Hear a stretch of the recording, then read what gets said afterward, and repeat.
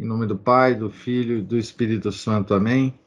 Ave Maria, cheia de graça, o Senhor é convosco. Bendita sois vós entre as mulheres. Bendito é o fruto do vosso ventre, Jesus. Santa Maria, Mãe de Deus, rogai por nós, pecadores, agora e na hora de nossa morte. Amém. São Felipe Neri, rogai por nós. Nossa Senhora de Fátima, rogai por nós. Em nome do Pai, do Filho e do Espírito Santo. Amém. Então, nós terminamos no último encontro, na página da minha edição aqui, 167, na letra B, da parte 4, do item 4 da parte 5 do livro, né? O item 4 é vantagens da vida litúrgica e a letra B é a vida litúrgica ajuda-me eficazmente a transformar a minha vida interior com a de Jesus Cristo. Nós estávamos aqui ele vai Dom Chutar diz o seguinte, logo no início desse item, né? 3 sentimentos dominam no vosso coração, ó Mestre adorado.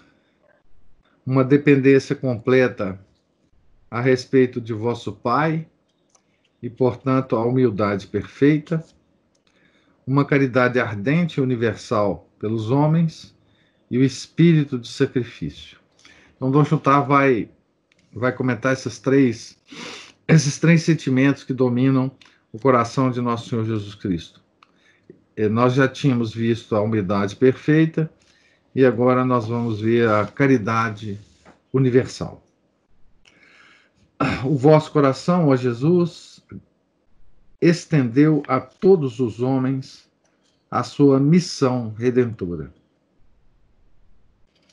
Ao sítio que vós, morrendo, haveis soldado ao mundo e que continuais a fazer recuar no altar, no sacrário e até no seio da vossa glória, deve corresponder na alma, mesmo do simples cristão, ao vivo desejo de trabalhar com todas as forças em proveito dos seus irmãos, uma sede ardente para a salvação de todos os homens e pela difusão do Evangelho, um zelo enorme no favorecimento das vocações sacerdotais e religiosas e orações instantes para que os fiéis compreendam bem a extensão dos seus deveres e as almas consagradas à necessidade que têm da vida interior.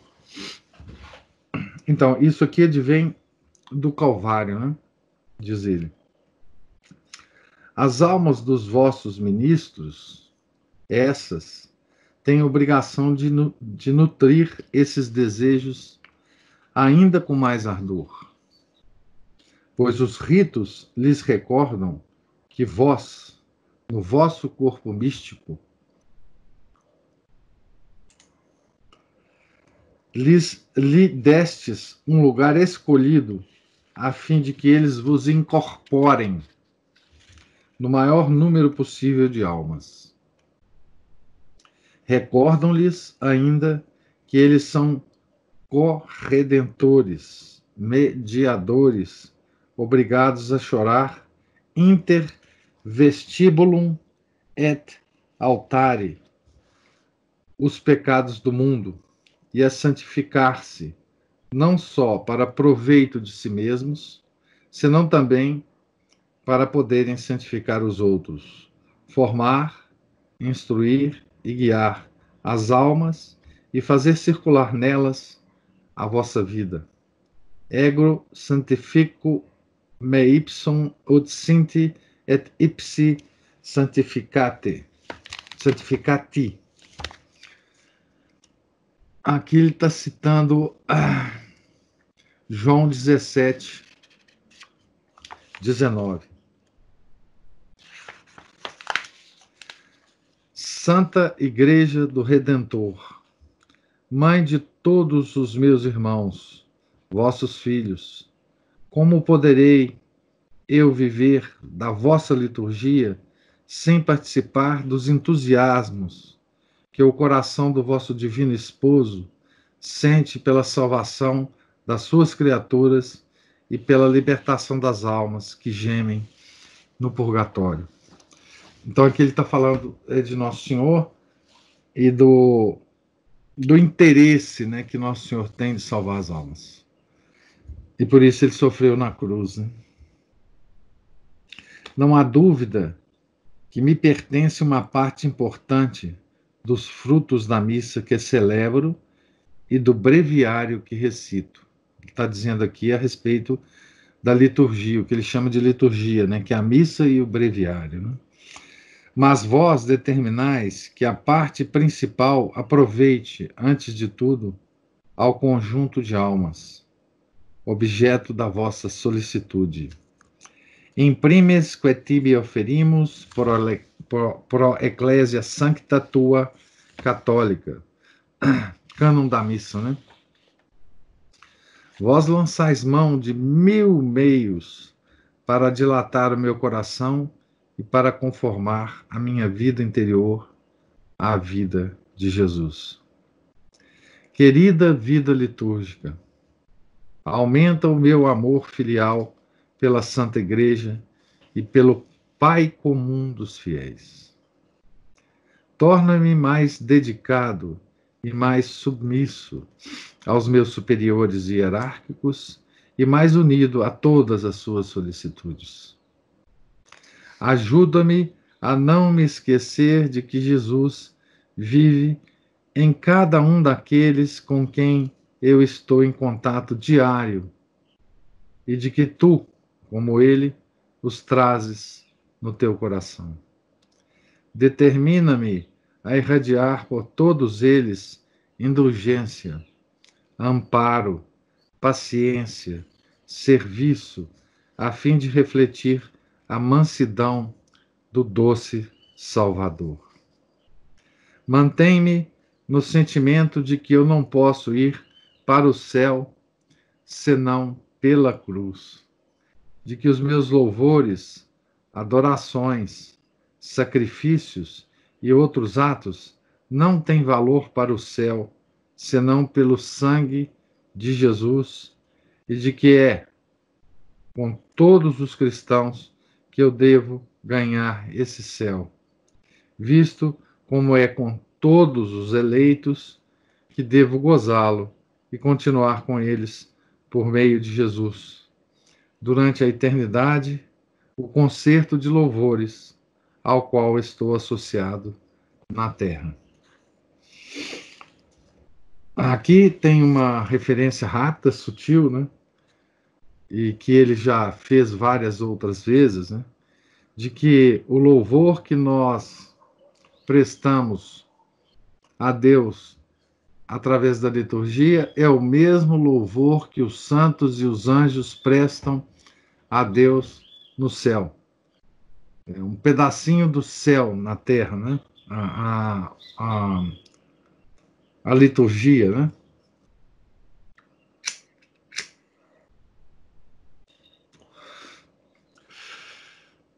É como o permanente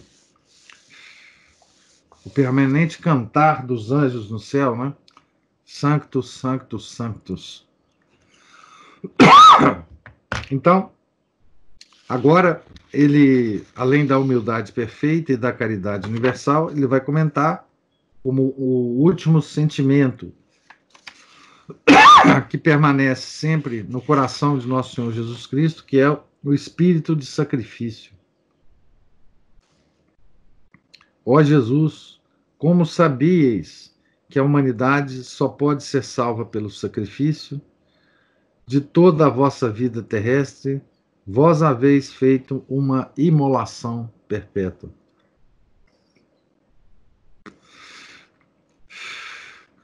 Identificado convosco, sacerdote convosco, quando celebra a missa, ó divino crucificado, convosco eu também quero ser hóstia. Em vós tudo gravita à roda da vossa cruz. Tudo em mim gravitará ao redor da missa.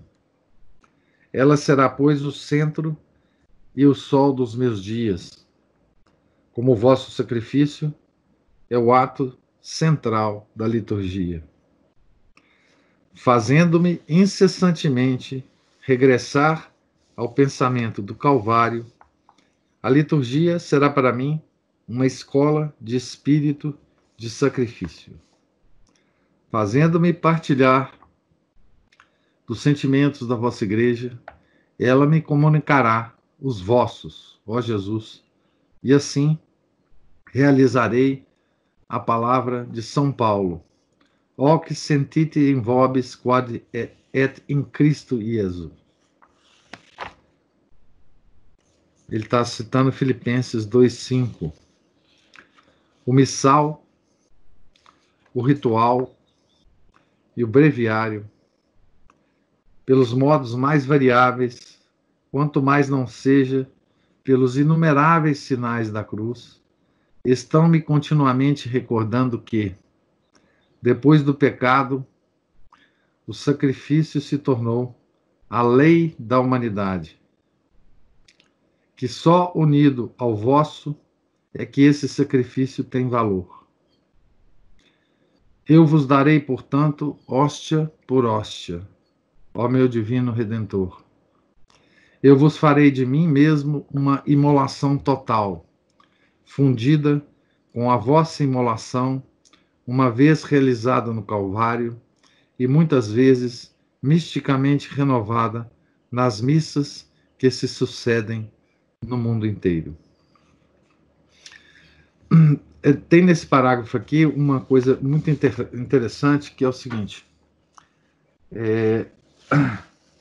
depois do pecado, né, dos nossos pais, né, ele diz aqui, o sacrifício se tornou a lei da humanidade. Ou seja, o sofrimento. Né? Não há nenhum homem na face da terra que não sofra. Né? Essa, inclusive, é a linha divisória, né,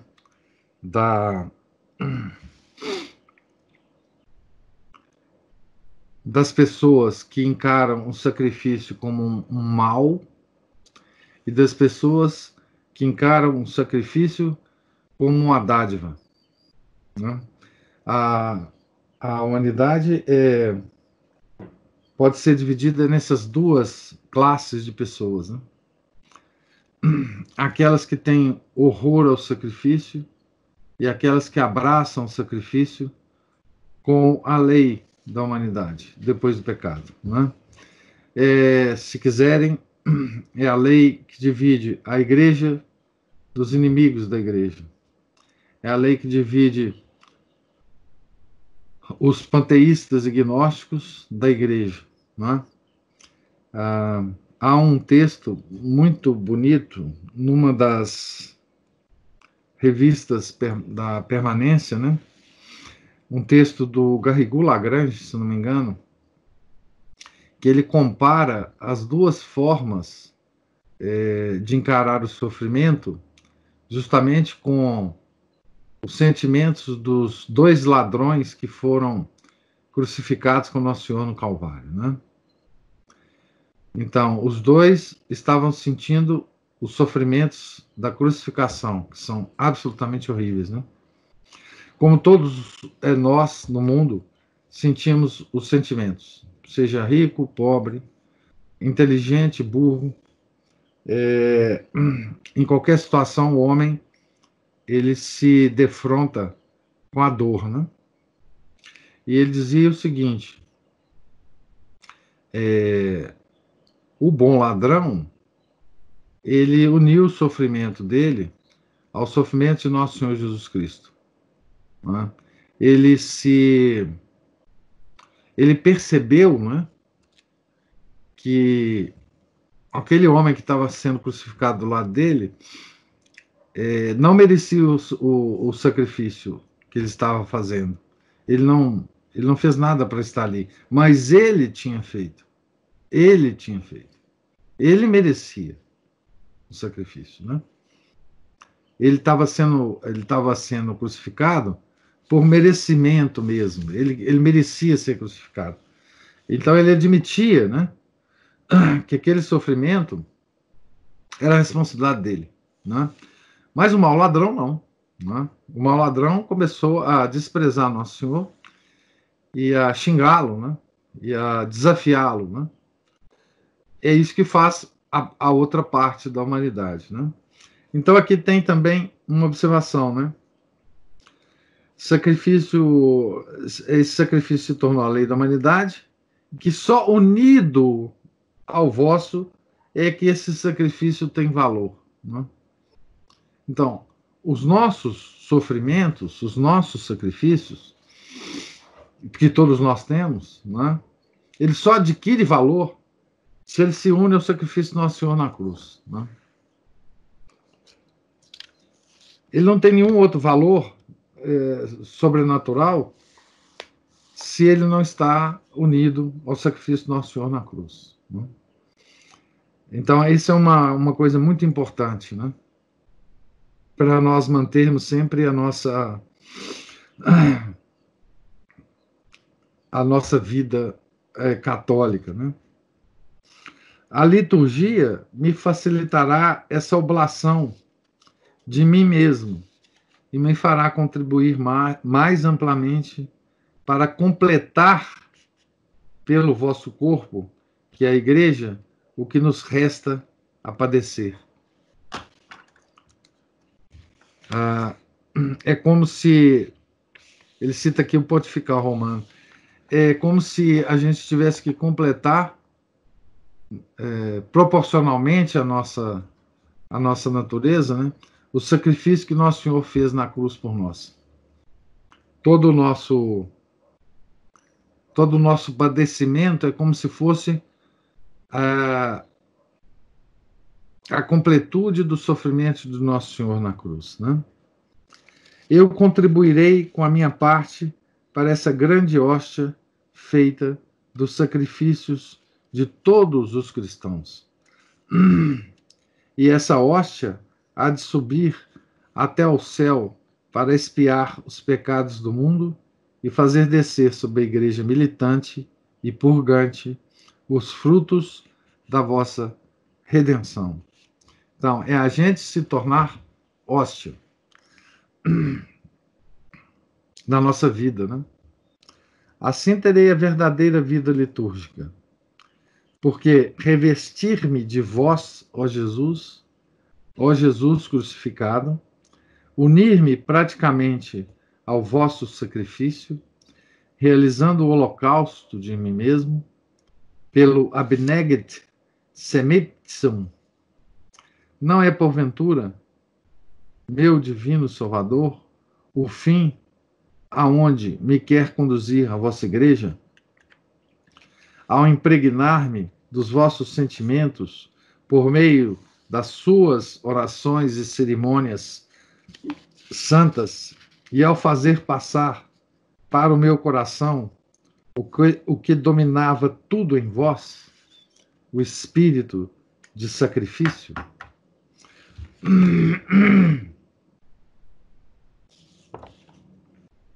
assim me tornarei uma dessas pedras vivas e escolhidas, as quais, brunidas pela provação, escalparo salutares ictibus et uncione plurima, fabri polite maleo.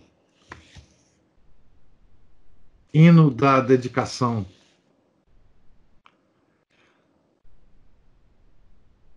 Então, assim me tornei uma dessas pedras vivas e escolhidas, as quais, brunidas pela provação, são destinadas a entrar na construção da Jerusalém celeste.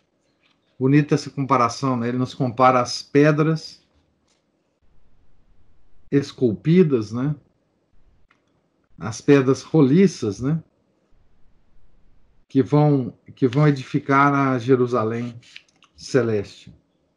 Então aqui ele termina o comentário sobre esses sentimentos do coração de Nosso Senhor, que nos fica mais claro através da liturgia, né? Humildade perfeita, caridade universal e espírito de sacrifício. Aqui, a terceira parte, agora a letra C, a vida litúrgica faz-me viver da vida do céu.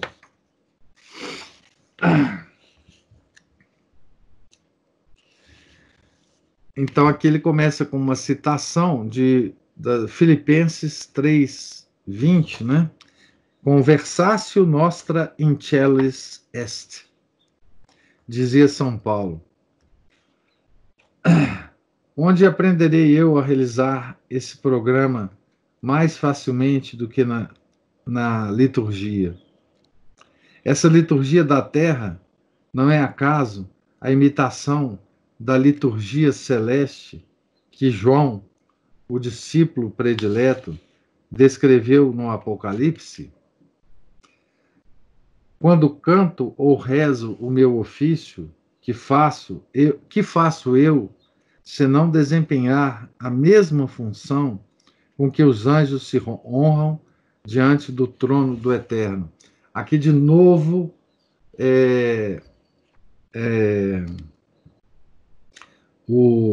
ele comparando, né, a liturgia ao coro dos anjos no céu, né? A Ana Paula diz: o senhor pode falar mais do ser hóstia? Bom, ser hóstia é isso, né?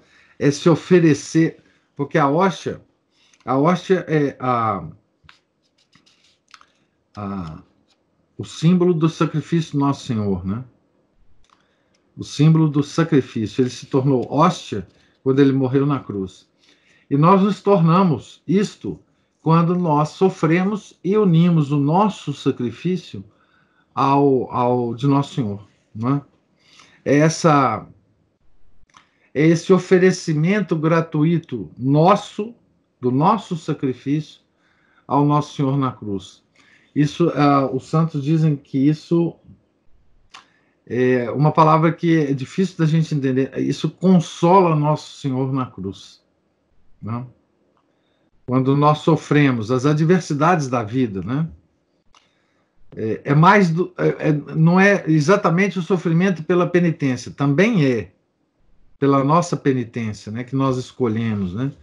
Mas é aquele sofrimento que a gente tem das coisas da vida que acontece com a gente aceitar aquilo, aceitar aquele sofrimento como vindo das mãos de Deus e oferecer isto a Deus é uma forma de consolação de Nosso Senhor na cruz.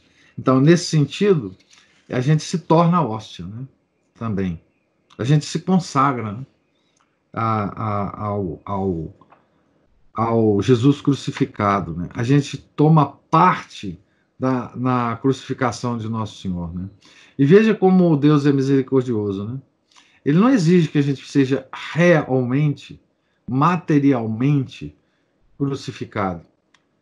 A cada um ele dá um sofrimento que é proporcional a esse indivíduo, né? Então, Nosso Senhor sofreu por nós na cruz todos os sofrimentos possíveis e imagináveis que o ser humano pode ter na Terra. E ele dá para cada um de nós um pouquinho desse sofrimento e pede que a gente associe esse sofrimento ao dele na cruz, né? É isso que ele nos pede na nossa vida. E é isso em fazendo isto, né, que nós nos associamos ao sofrimento dele e com isso nós nos associamos à glória dele, né, no céu. Né? Então ele volta a dizer, né, aqui, que a vida litúrgica é uma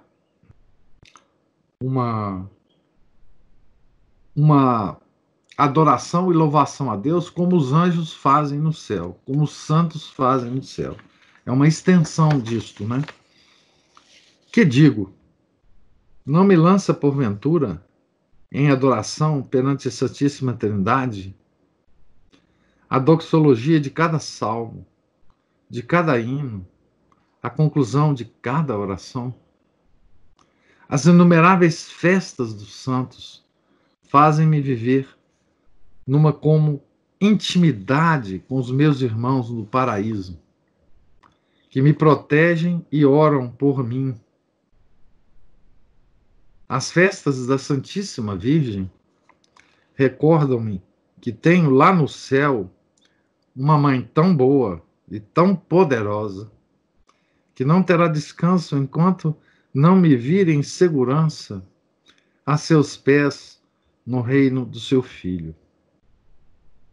Se acaso possível, será acaso possível que todas essas festas, que os mistérios do meu doce Salvador, Natal, Páscoa, Ascensão, sobretudo, não me causem a nostalgia do céu que São Gregório Magno, né, considera como um penhor de predestinação?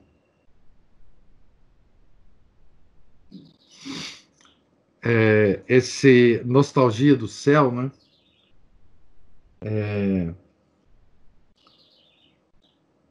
é uma coisa curiosa. Todos sentem essa nostalgia do céu. Poucos percebem isso, né? Porque nós fomos criados para o céu, né? A nossa cara pátria, né?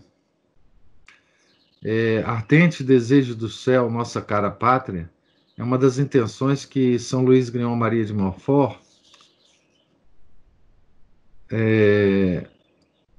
cita, né, na forma de rezar o rosário, né, no 12º mistério, né, que é o da triunfal ascensão de Nosso Senhor na cruz.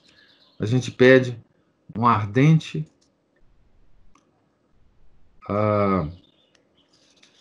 uma ardente vontade para estar no céu, né? Uma ardente aspiração, né? Então essa nostalgia a gente sente a cada momento, né? A cada momento que a gente se vê que a desconformidade das coisas que acontecem nesse mundo com a nossa natureza espiritual, né? Então, o São Gregório dizia que essa nostalgia do céu, né, é um penhor de predestinação, né? É um sinal da nossa predestinação ao céu, né? Nós fomos criados para estar lá, né?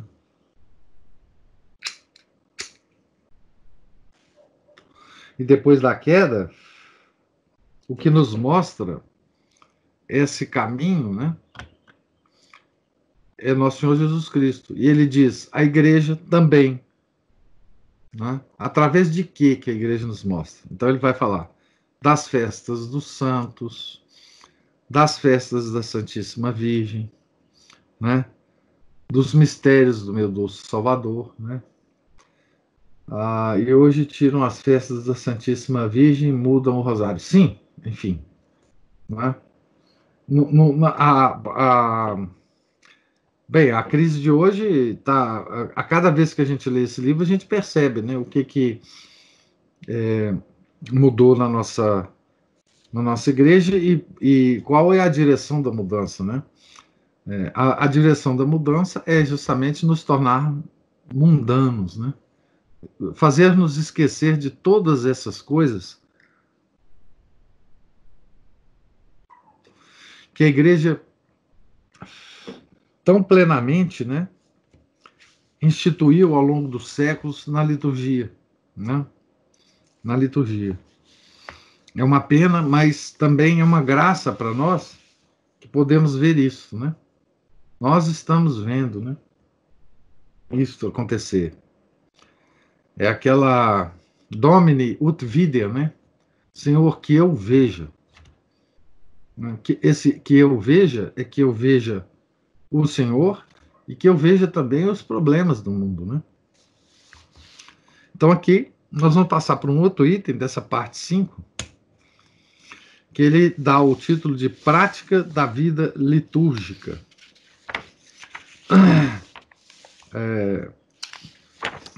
Então, isso aqui, mais uma vez eu lembro, né, que foi escrito para sacerdotes e que nos aproveita muito também, porque muita coisa que é dita a respeito do sacerdote, nós podemos incorporar na nossa vida, né?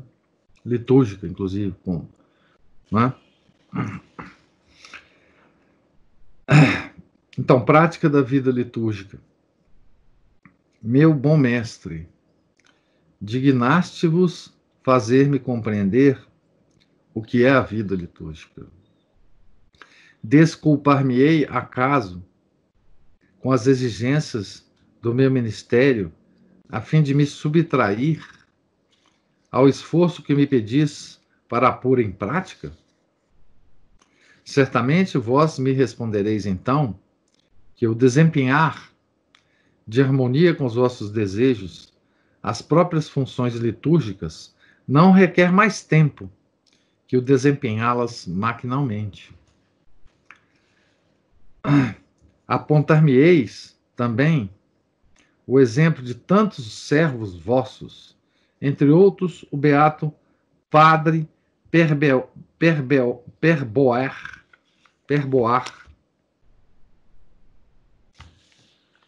os quais, por vós onerados de ocupações contínuas e absorventes, num grau realmente intensivo, eram, entretanto, almas litúrgicas de primeira escolha. Preparação remota, item A. Fazei, bom Salvador, que o meu desejo de vida litúrgica se manifeste por um grande espírito de fé em tudo quanto se relaciona com o culto divino. Os vossos anjos e os vossos santos, face a face, vos contemplam. Nada logra distrair o seu espírito das augustas funções que constituem um dos elementos do vosso júbilo indescritível. Mas, sujeito ainda a todas as fraquezas da natureza humana, como hei de eu poder manter-me na vossa presença, quando vos falo com a igreja, se não desenvolverdes em mim o dom da fé que recebi no batismo? Jamais, ao que me parece, chegarei ao ponto de considerar as funções litúrgicas como uma tarefa a terminar o mais depressa possível, ou a suportar porque me dá certo lucro. Jamais, como espero, ousaria falar ao Deus 3 vezes santos, ou desempenhar-me dos ritos com um desmazelo que eu teria vergonha de praticar diante do mais humilde dos criados. Jamais quero que sirva de escândalo aquilo que deve servir de edificação. E todavia posso, porventura, prever até onde eu iria parar se começasse a deixar de exercer vigilância sobre mim mesmo, pelo que toca ao espírito de fé? Ó meu Deus, se eu estou já nesse declive, amparai-me. Ou antes, dai-me uma fé tão viva que, empolgado pela importância que os atos litúrgicos têm verdadeiramente a vossos olhos, eu me rejubile em sentir a sua sublimidade, entusiasmando cada vez mais a minha vontade. Teria eu, acaso, o mínimo espírito de fé se nenhum zelo manifestasse no conhecimento das rubricas e na sua observância? As rubricas da missa, né? Os mais belos pensamentos sobre liturgia não lograriam perante vós, ó meu Deus, desculpar a minha negligência.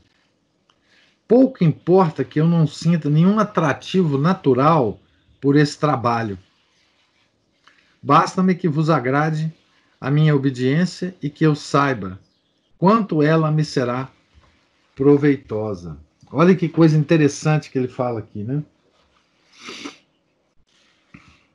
Ele está falando do espírito de fé do sacerdote na celebração da liturgia, né? E olha o que ele fala, né? Pouco importa que eu não sinta nenhum atrativo natural por esse trabalho. Então, Deus,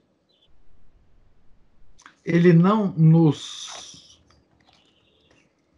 pede que nós sintamos atrativo natural pela oração, pela liturgia, pelas práticas que nós fazemos no dia a dia, pelas jaculatórias que nós fazemos, pelo ângelus que nós rezamos. Ele não nos pede que nós sintamos nenhum atrativo natural.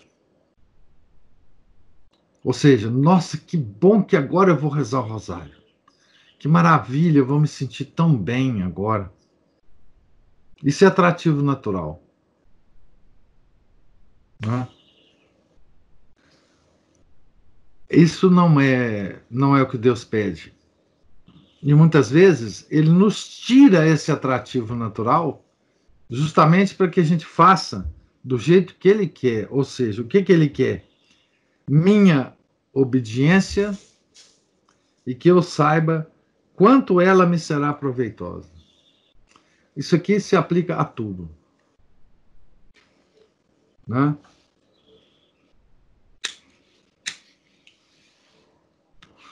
Você não precisa ir à missa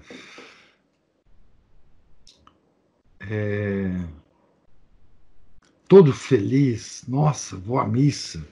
Não, você precisa ir à missa porque é a sua obrigação e a sua obediência. Né? Você não precisa se disciplinar a uma prática diária de oração, seja qual for, né? Distribuída ao longo do dia, concentrada, enfim. Nada disso Deus pede para que a gente faça por uma atração natural. Ele dá essa atração natural para as almas quando ele quer. Quando ele quer. Mas a maioria de nós não sente atração natural. E muitos de nós, em períodos de provação, podemos sentir às vezes aversão a essas práticas. Aversão. Por isso que a educação da vontade, tá certo? Da nossa vontade é tão importante. Por isso que a disciplina é tão importante. Não é? A disciplina com tudo, com horário, com tudo. Né? Porque ele não nos pede que a gente queira ou que a gente deseje fazer as coisas. Simplesmente que a gente oriente a nossa vontade para fazê-las. Né? Então, minha obediência. E que eu saiba quanto ela me será proveitosa. Em vistas à vida eterna. Né? Quando fizer exercícios espirituais, jamais deixarei de examinar-me sobre esse ponto relativo ao missal, ao ritual e ao breviário. Né? O exame de consciência, né, do sacerdote que ele está dizendo aqui. Né? A vossa igreja, ó Jesus, utilizou-se principalmente das riquezas dos salmos para seu culto. O breviário é composto uma grande substância do breviário são os salmos, né? Os 150 salmos. Né?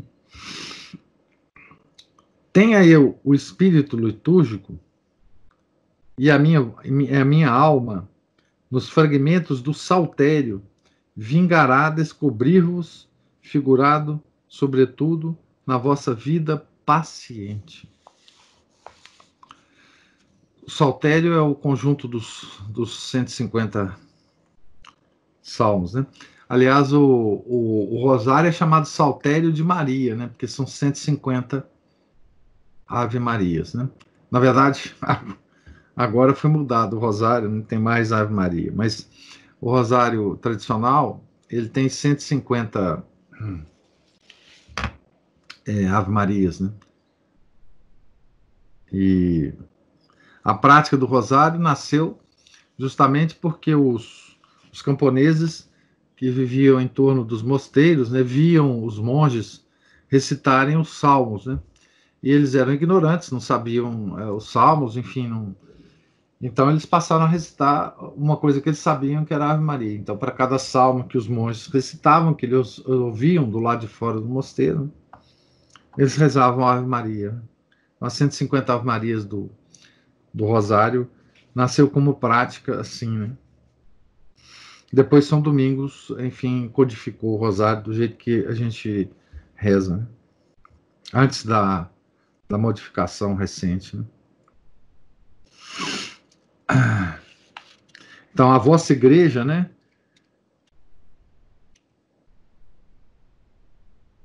Utiliza ele está dizendo, né, que a igreja utiliza os salmos para o culto. Ela conhecerá que essa palavra íntima, esses sentimentos que o vosso coração dirigia a Deus durante a vossa vida mortal, se encontram num grande número de composições proféticas por vós, inspiradas ao salmista.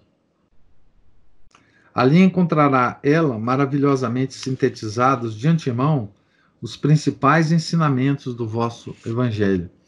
Na verdade, os salmos realmente são uma revelação extraordinária, né, da vida de nosso Senhor Jesus Cristo, né? Então, por isso que ele fala, ali encontrará ela maravilhosamente sintetizados de antemão os principais ensinamentos do vosso evangelho, né? Sob os mesmos véus, eu ouvirei a voz da igreja, continuando a vossa vida de provações e manifestando a Deus, no decurso dos seus sofrimentos e dos seus triunfos, sentimentos modelados pelos do seu divino esposo. Sentimentos que nas suas tentações, reveses, combates, desânimo, decepções, bem como nas suas vitórias e consolações, pode fazer seus qualquer alma em que venha a manifestar-se a vossa vida. Então ele está dizendo o quanto é importante, né, a oração dos salmos, né, no breviário, né? Reservando uma parte das minhas leituras para a Sagrada Escritura, hei de desenvolver dessa sorte o meu gosto pela liturgia e facilitar a minha atenção às palavras da liturgia, né? Então, a liturgia, a missa, por exemplo, né? Quem tem a prática da leitura dos salmos, ou seja, da reza do breviário, né, vai introjetando, então, de forma poética, né, esses sentimentos, esses sofrimentos, essas vitórias e consolações que são expressas no Salmo e que também são expressas na vida de Nosso Senhor, né? E isso, diz Dom Chutar, né, facilita facilita a minha atenção às palavras da liturgia. A reflexão me ensinará a descobrir em qualquer composição litúrgica a ideia central em derredor da qual gravitam os diversos ensinamentos. Que armas contra a mobilidade da tua imaginação tu poderás forjar, ó minha alma, mormente se souberes instruir-te por meio dos símbolos que estão espalhados na liturgia, né? Os símbolos. que a gente vai aprendendo a decodificar e a entender justamente através da prática da oração e da vida litúrgica. É curioso, né? Porque é uma experiência pessoal minha, né?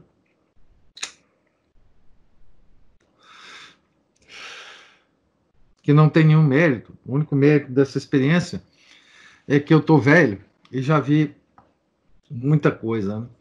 Quando as pessoas se aproximam, então, da liturgia antiga, né? Saindo da liturgia nova, elas ficam perdidas no meio de tanta simbologia nova, né? Elas ficam perdidas digamos assim, na manifestação externa simbólica da liturgia, né? Quando ficar em pé, quando ficar sentado, quando ajoelhar, enfim, isso tudo causa um certo pasmo, né, com as pessoas. O que o padre está fazendo lá, né? Eu muitas vezes fico observando, né, que as pessoas tendem a replicar tudo que o padre faz no altar, né? Se ele faz o nome do pai, ele faz também. Enfim, as pessoas ficam meio perdidas, né? O que tem que ter, o que o fiel que está assistindo à missa tem que fazer e entender o que o padre está fazendo, as palavras também, né? As expressões, as mudanças litúrgicas ao longo do ano litúrgico, né? O próprio canto gregoriano, ele muda, né? O jeito os tons o Kyrie, por exemplo, muda, né? Tudo vai mudando, né? Então esses são símbolos, né? E o que eu observo é que as pessoas, quer dizer, só com o tempo é que você vai entendendo isso, né? As rubricas da missa, né? Embora as rubricas nunca mudem, né? Elas são sempre as mesmas, né? Mas tem vários tipos de missa cantada, missa rezada, né? Enfim. Mas só com o tempo, né? As pessoas não têm paciência, né? Porque elas vêm de uma liturgia que é completamente assimbólica, né? Enfim, ela é uma liturgia degradada, né? Quando ela chega na verdadeira liturgia, elas ficam perdidas, né? E olha, essa liturgia é a preparação para o céu, né? E a gente não vai querer ficar perdido no céu, né? Ela nos Professor, prepara para o céu, né? falta Sim, paciência e humildade, né? enfim, as De esperar, pessoas. né? De esperar entender, de esperar querer, Isso, aí ele fica, pode. fica calmo. Você chegou num ambiente completamente diferente, né? Observa o que as pessoas fazem, imitem. No início é isso. É só imitar, não tem problema isso. Né? Vê as pessoas do seu lado, pega os mais velhos, os cabelos brancos, que já sabe, Vai tentando, né? né? E vai imitando o que eles estão fazendo, né? Não fica doido para, né? As pessoas ficam loucas assim, vê o padre fazendo isso e aquilo e já faz isso e aquilo, enfim, né? Então é isso que ele está falando, né? Nós estamos sendo preparados para o céu, né? Através da liturgia. Tá? Então a gente não quer estar perdido no céu, né? O céu a gente está querendo chegar como se chegasse na casa da gente, né? Então a igreja usa deles os símbolos, né? Para falar aos sentidos uma linguagem que os cativa, tornando-lhes sensíveis às verdades representadas. Agnoscite quod agitis. Disse-me ela quando me ordenou. A igreja, minha mãe, dá às cerimônias roupas, objetos, vestimentas sagradas, a tudo uma voz significativa.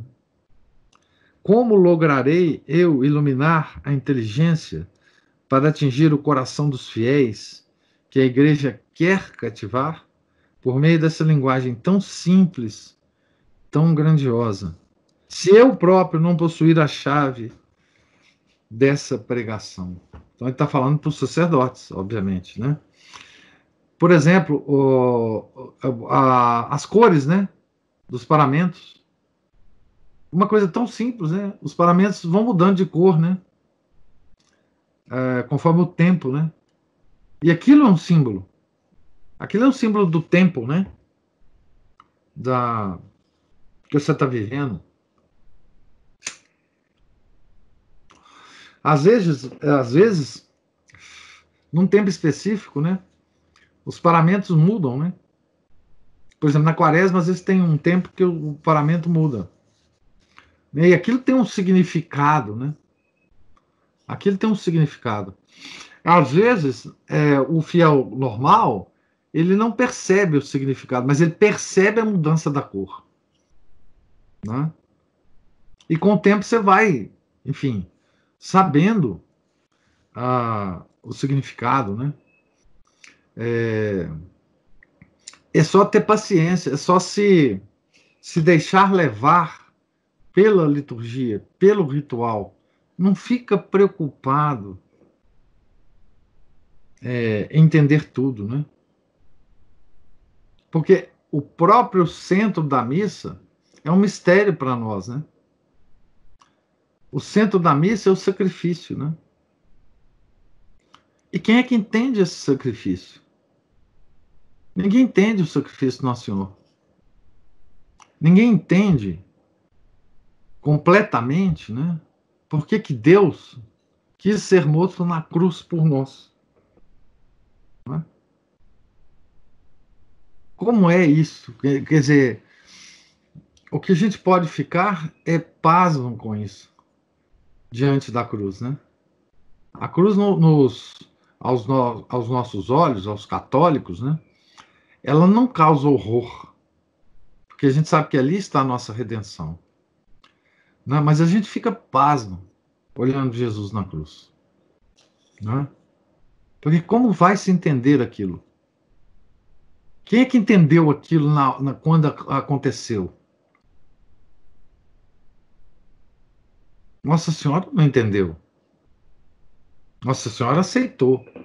Nossa Senhora uniu o seu sofrimento de mãe ao sofrimento do nosso Senhor Jesus Cristo, da forma mais perfeita.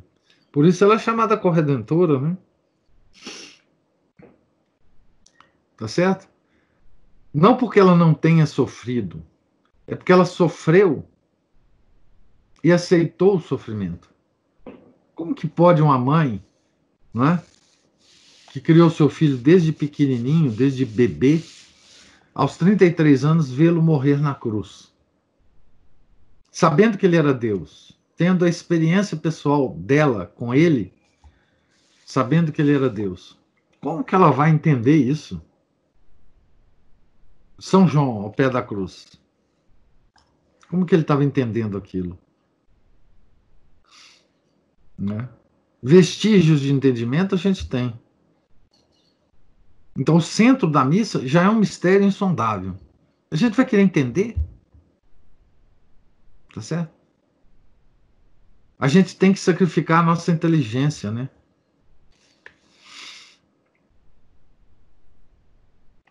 Ao pé da cruz, porque ninguém entende. Ninguém entende.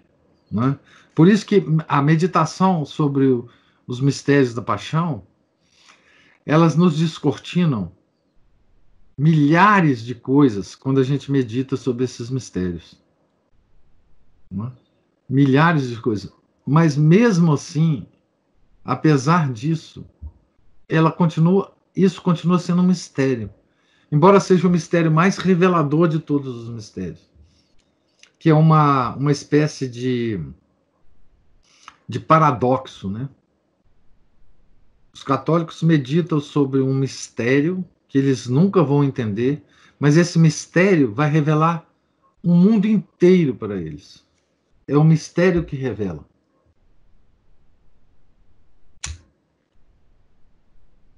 Só os mistérios de Deus fazem isso com o homem. Porque essas verdades estão acima da capacidade do homem de entender. Quando a gente medita sobre isso, esse mistério é fecundo, no sentido de que ele nos faz entender toda uma multidão de coisas que nós podemos entender. Não o mistério em si, mas toda essa multidão de coisas que, meditando sobre ele, nós podemos entender. Então, é um mistério ao mesmo tempo que vela e que revela. Né?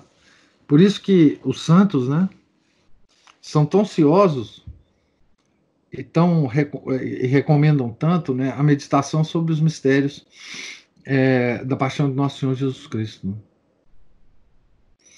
Né? Porque eles são reveladores. Né? Que é uma daqueles paradoxos, né, do cristianismo que tanto que Chesterton, por exemplo, tanto amava, né, e tanto escrevia sobre eles. Né? Essa questão do mistério é uma dessas coisas. Né? Quando a gente reza o símbolo dos apóstolos, né, o credo, tudo aquilo ali é um mistério. Né? Todo credo é um mistério para nós. Né? Mas são mistérios reveladores que só o cristianismo tem, que só ele nos oferece. Né? Tá certo, gente? Então nós paramos aqui na página 172, no item preparação próxima para a liturgia. Né? Nós estamos aqui na prática da vida litúrgica. Então, nós acabamos de ver a preparação remota e agora nós vamos ver a preparação próxima e depois o desempenho da função litúrgica. Tá certo? Alguma observação, alguma pergunta? Vamos então. Na verdade, professor, só rapidinho. É que eu fiquei pensando aqui, ao falar dos paramentos, eu fiquei pensando também na própria arquitetura da igreja, nas músicas. Nos altares secundários, sim, nos púlpitos, na arquitetura, principalmente gótica. Né? Hoje, infelizmente, isso acabou, mas a própria construção da igreja em forma de cruz, né? A própria orientação dela para o sol, né? Para o nascer do sol. Se a gente assiste um vídeo daqueles no YouTube de um coral cantando dentro de uma igreja maravilhosa, assim, como que aquilo realmente te enleva, assim, isso, né? Tem um efeito. Isso não tem um efeito enorme. Deixado de lado. Não é questão de sentimentalismo, não, mas é uma questão de elevação da alma a Deus. Isso, é aquela coisa que o Sidney falou de ordenar a alma. Parece que a beleza de tudo, do som, a beleza do visual, ordena a alma. Nos faz ter mais vontade de coisas assim, elevadas, que é o que é Deus, né? Nos estimula a nossa vontade. E a própria acústica da igreja, tá? A própria acústica. As igrejas são projetadas para ter uma acústica sensacional, né? A igreja, quando você fala, mesmo sem microfone, todo mundo ouve. Né? Existem igrejas assim. Então, tudo na igreja fala de Deus. Tudo na igreja fala de Deus. Né? Tudo na liturgia nos eleva a Deus. E foi bom que você observasse isso. Não é questão de sentimentalismo. Né? É de vontade mesmo.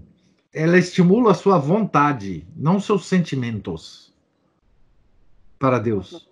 Tá? Então, assim, é isso mesmo. A liturgia tem essa função. E a liturgia é de símbolos. Então, tem a arquitetura, tem os altares centrais. Aí, outra coisa, não depende do luxo da igreja, né? A igreja pode ser muito simples e falar muito à sua alma, né? Ela não precisa ser absolutamente extraordinária, pode ser uma igreja muito simples, mas a simplicidade é bela, né? É bela e fala também da simplicidade de Deus, né? Ela não precisa ser luxuosa, ela pode ser uma igreja pobrezinha, mas quando você entra, você sente a presença de Deus ali, né? Isso é como Deus fala para a gente, né? Através dos símbolos, né? Por causa do significado dos símbolos, né? É assim que Deus nos fala através das coisas criadas, né? Da natureza, das coisas criadas. É assim que ele fala. São todas analogias dele. As coisas criadas nos eleva a Deus. Nos levam a Deus, né? Isso mesmo. Então, gente, até amanhã, né? A gente continuará a leitura aqui até o final da obra, tá certo? Muito obrigado pela paciência, tá certo? Tenham um santo dia. Em nome do Pai, do Filho e do Espírito Santo. Amém. Ave Maria, cheia de graça, o Senhor é convosco. Bendita sois vós entre as mulheres. Bendito é o fruto do vosso ventre, Jesus. Santa Maria, Mãe de Deus, rogai por nós, pecadores, agora e na hora de nossa morte. Amém. São Felipe Neri, rogai por nós. Nossa Senhora de Fátima, rogai por nós. Em nome do Pai, do Filho e do Espírito Santo. Amém.